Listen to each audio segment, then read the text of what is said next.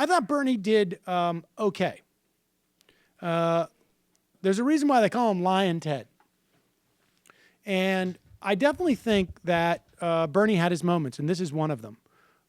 Let's play this moment here. This is where Bernie basically gets to the nub of the issue. And he got to this too late, in my estimation. But it is the fundamental principle on which everything else emanates. And you will notice that Lion Ted, he's not just Lion Ted. He's shucking and jiving Ted. Here we go. Is every American entitled, and I underlined that word, to health care as a right of being an American? Yes or no? You know, I'm glad you asked that. You know, right is a word you use a lot. Let's talk about what rights are. Rights mean you have a right for government not to mess with you, for government not to do things with you. If you look at the Bill of Rights, the Bill of Rights, free speech means the government can't silence you when you're speaking. Religious liberty means the government can't control who you worship, what your faith is. The Second Amendment means the government can't take away your guns. Those are rights. You know what the Declaration of Independence said? We hold these truths to be self-evident, that all men are created equal and that they are endowed by their Creator with certain unalienable rights, that among these are life, liberty, and the pursuit of happiness. So what is a right? Is access to health care. What is a right is choosing your own doctor. And if you believe health care is a right, why on earth did you help write Obamacare that caused 6 million people to have their health insurance canceled, that had them lose their doctors, and had people like LaRonda who can't get health insurance, can't afford premiums? You're denying her what you say is her right. Well, two things. You didn't answer the question, although I interpret your question to be that LaRonda does not have a right. No, that's not what I said. What I said is I heard the Bill of Rights. I got the Bill of Rights. Healthcare is a right. She has access. But you don't have enough choosing money. Your doctor Look, is a right. LaRonda, you have access right now. Go out and get a really great health insurance program.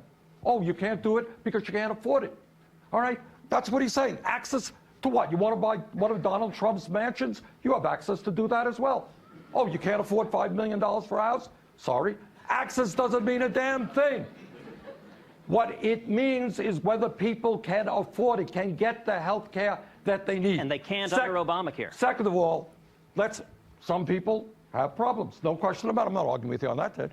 But don't argue with me when I tell you that 20 million more people did get health insurance, all right? We used to have 48 million people in this country who had zero insurance before Obamacare.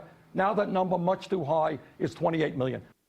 All right, so this was this was one of the best moments, I thought, of the debate, because it both, I mean, look, these things operate on multiple levels.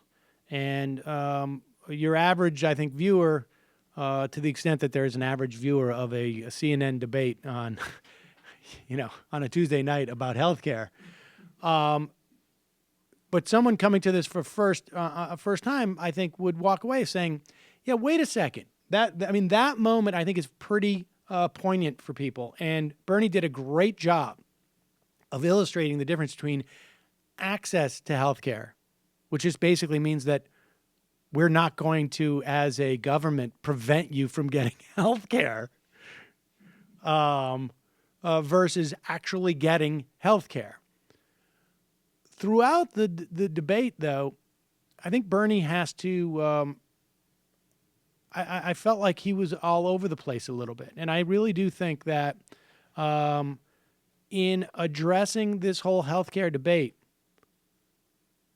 Democrats, supporters of people getting health care, need to make it clear that there were some aspects of the Affordable Care Act that worked, and that was improving health care, the patient bill of rights, as we've talked about on this program, aspect of it, where the health insurance you get is actually health insurance.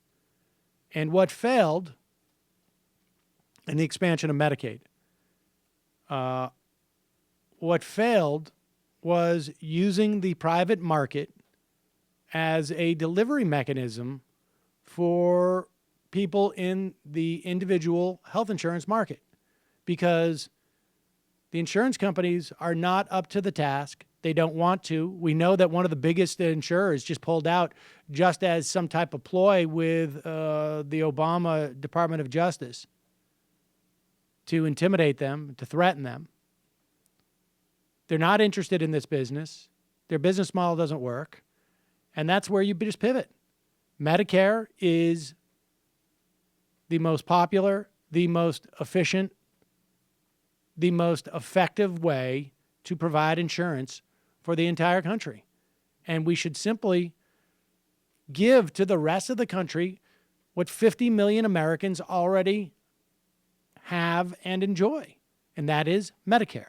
And he did say much of what I just said, but there was not I think this was, I don't think there was a concerted plan to go in there because, of course, Lion Ted did that over and over again. And then, I don't know if it's worth it when Lion Ted starts talking about risk pools, state insurance risk pools, and tax credits, because Bernie also has an advantage. If you're going to promote Medicare for all, you simply say, we have a very easy system that works right now. It's called Medicare. You don't have to have health savings. You don't have to have tax credits. You don't have to have high insurance risk pools. You don't have to have all these different things. You should have Medicare for all. But that moment was, I thought, his best moment. Two things. I mean, and Ted had so many platitudes. I had this. I think I would still pick Trump over Cruz every time I have sustained exposure to Cruz. But I would recommend, in spite of his being disgusting and ridiculous and everything, go back and look at the way Anthony Weiner debated health insurance and advocated for national health care around 2010, 2011. I mean, he did all that. Check out his texts on it. They're really His texts are very effective. I think that they were compelling. visuals. The way he sort of synchronized the personal with the political was very persuasive. No, but I mean, he... Just imagine you're so hot. God. I'm trying to make a point here. You're making me nauseous. Did you watch the Wiener documentary? Not yet. It's on my list of 5,000 things I gotta watch. That is, in some ways, indirectly like the documentary analog to Matt Taibbi's book. Before I retire... Just in the sense that it's like a horror movie and you know the ending, but then all of a sudden it's like it takes on it because it goes from like, oh, this is a weird story about a narcissist who ruined his career and this woman who's still married to him, and it's kind of bizarre and sad. But you know it watching it after the election that like this guy's inability to stop doing this was another, it was another straw on the camel's back that helped destroy the Western system. There you go. It's quite something. Brought down by a crotch shot. But he did an amazing job debating his joke. And but what was great was that because Bernie, in a way, what he does that is problematic is he responds to platitudes with better platitudes. Like Ted Cruz does all that nonsense, and that Bernie's like, but people need to have health care, which is true. But Anthony Weiner was able to say people need to have health care, and also you're being irrational in the same way you're saying. Like, we have a system that works. Right. Here's how it would work better. And they don't have an answer for that. Hey, it's Sam Seder. Why don't you subscribe to this channel? You can do so right over here. Over. Subscribe.